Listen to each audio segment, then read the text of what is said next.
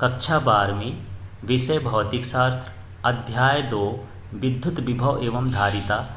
आज हम इसके अंतर्गत समझेंगे विलगित गोली चालक की धारिता कितनी होती है और इसे प्रभावित करने वाले कारक कौन कौन से हैं। तो सबसे पहले ये समझते हैं, ये हमारे पास एक गोली चालक है जिसकी त्रिज्या r है और इसे +q आवेश दिया गया है। तो जब +q आवेश इसको देते हैं तो हम जानते हैं किसी चालक को दिया गया आवेश उसकी सतह पर वितरित होता है, तो इसकी सतह पर यह आवेश समान रूप से वितरित हो जाता है। और यही चित्र बना है, चित्र के बारे में यहाँ पर इसी तरह से लिख देना है। माना एक विलगित गोली चालक है। यहाँ विलगित का मतलब है कि जो निकाय से कोई संबंध ना हो, जैसे थर्मस होता है तो बाहर ना तो ऊर्जा का और ना ही द्रव्यमान का आदान प्रदान करता है, तो हम उसे विलगित निकाय कहते हैं। तो इस तरह से यहाँ पर जो आवेश का लेना देना होगा, बाहर से आवेश ना आएंगे ना जाएंगे, ये एक विलगित निकाय होगा।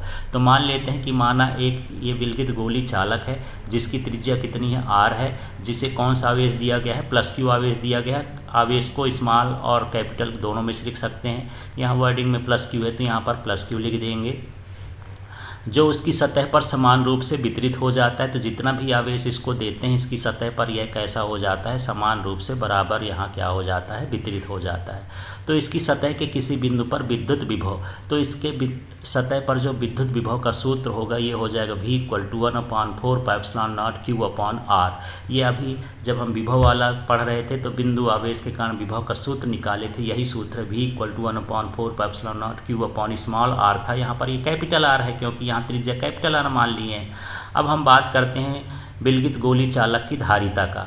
तो जो धारिता का सूत्र होता है वो C = Q/V होता है। अभी हम पढ़े हैं इसके पीछे वीडियो में। तो यहाँ पर C की जगह C लिख दिए, Q की जगह Q लिख दिए, और ये V जो लिखा है तो V की जगह पर ये पूरा का पूरा मान यहाँ पर उठा करके हमको रख देना है।